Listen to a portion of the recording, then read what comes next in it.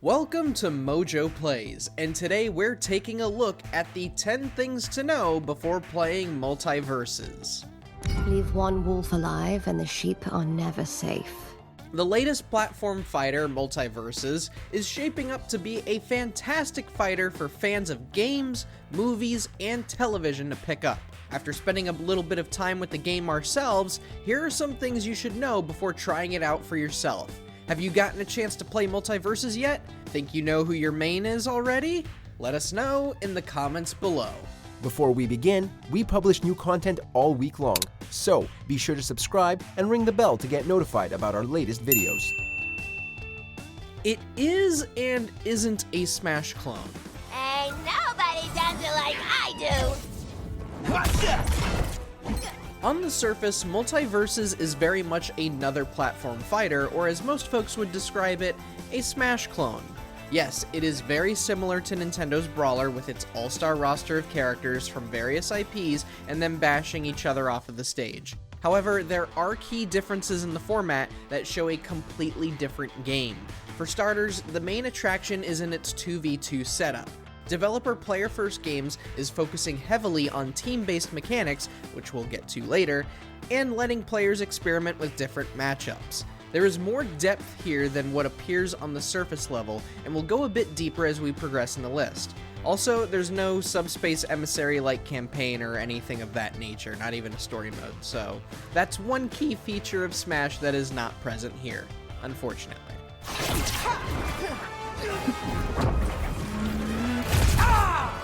A Warner Brothers party. Another obvious observation is the distinct focus on IPs owned by entertainment conglomerate Warner Brothers. Indeed, the folks at WB own a lot of properties across movies and television, and whether you love their cartoons, DC comic books, or HBO shows, there's a character to pull you in.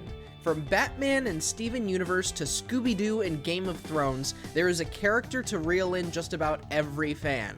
Along with the aforementioned properties, expect characters from Rick and Morty, Looney Tunes, Tom and Jerry, Adventure Time, The Iron Giant, and various other DC comics, including Harley Quinn, Superman, and Wonder Woman.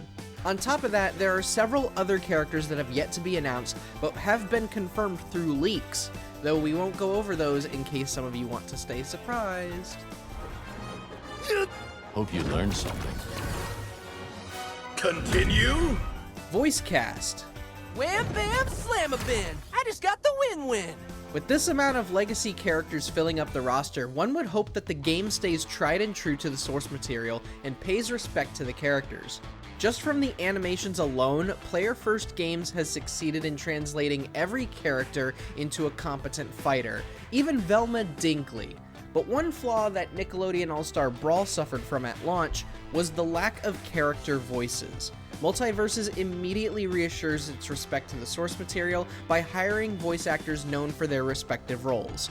So yes, John DiMaggio is once again Jake the Dog, Matthew Lillard is Shaggy Rogers, Eric Bauza, the current voice actor for Bugs Bunny, returns to play the Wascally Wabbit, and Kevin Conroy is Batman because he is the Batman we need, but not the one we deserve.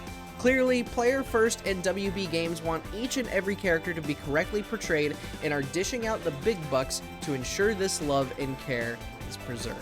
Wonder Woman, do you have to be so grandiose all the time? Roster updates. Oh, we scrocked them good, dude. Rematch?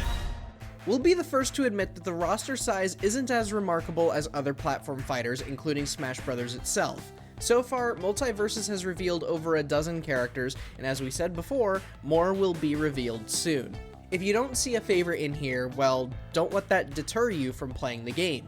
Player First Games has confirmed that they will continue support for the game well after launch, adding in even more characters down the road. With the positive buzz that is generated during its alpha period, it may be safe to assume that MultiVersus could have a lengthy lifespan, and the beefy Warner Brothers catalog may help it turn into the next big free-to-play hit.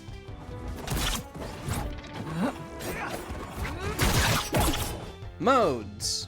As we mentioned earlier, MultiVersus is focusing most of its efforts into the 2v2 mode. Partner up with a buddy or a rando and take on other online players. In case that doesn't appeal to you and you prefer to play Lone Wolf, MultiVersus has you covered. Solo players can choose to compete in free-for-all 4-player fights or go toe-to-toe with a single opponent in 1v1.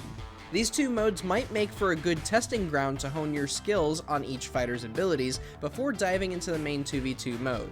I personally enjoyed the 1v1 mode and thought it was nice, it was quick, it got my fix, so if I'm ever in a bind where I don't have a lot of game time, I can at least jump into a 1v1 match and be done within 5 minutes. Character classes.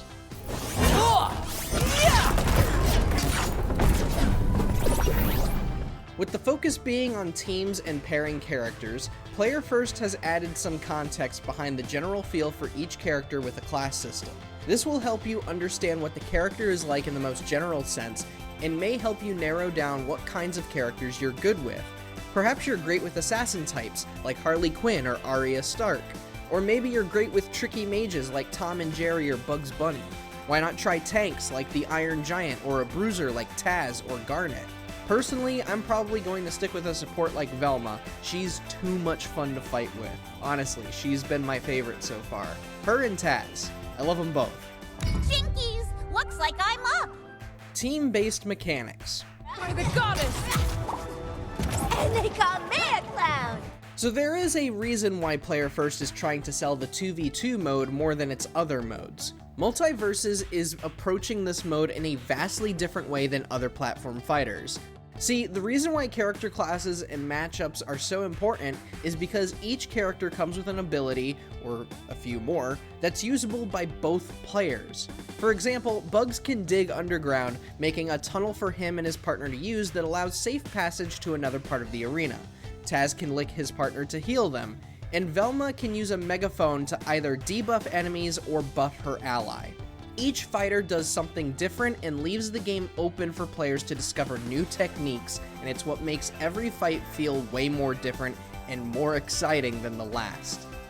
Cooldowns and special abilities. It's important to note that MultiVersus is not going to allow players to spam certain abilities. They make this clear in the tutorial. Something you'll discover very quickly is that certain abilities will be put on a cooldown. These abilities are usually a piece of the character that lets them gain the advantage quicker, whether that's a buff, debuff, or special effect. MultiVersus wants you to mix up attacks and know when to use those abilities. On top of that, they want you to figure out combos, so if you keep mashing the same move over and over and over again, you're going to experience attack decay. It's all about finding the right time to use your abilities, make the most of your character's role in the fight, and figure out your own combos. Online functionality. One of the biggest concerns we've had in the fighting game community is, how is the online play? For years, we've been suffering from delay-based netcode, which does not always generate accurate matches and is more susceptible to lag. Thankfully, MultiVersus is utilizing a better method of online play, rollback netcode. This allows for a more stable match where inputs are way more accurate. Just this decision alone shows that Player First is indeed putting the player first, and it's not just the casuals or the hardcore, it's every player. On top of that, if you do wind up in a match where the opponents are really good and your teammate was really good and everybody had fun, you can all vote for a rematch and extend the fight to a best 2 out of 3. And at the end of every game, you can spend coins on toasts, which you can award to players for being good sports or having a fun match.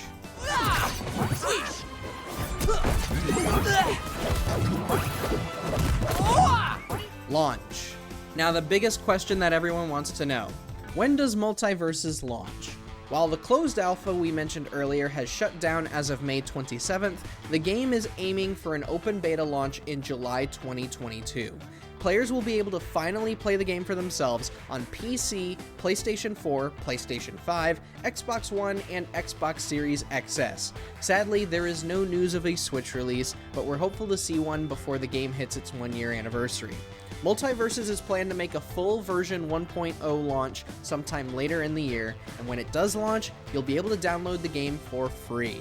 Again, this is a free-to-play game. There will be purchases in here, there will be battle passes, but you can try it for yourself and see how you like it. And I, personally, highly recommend the game. This game is awesome. Say, do they have carrots in Themyscira? Play again?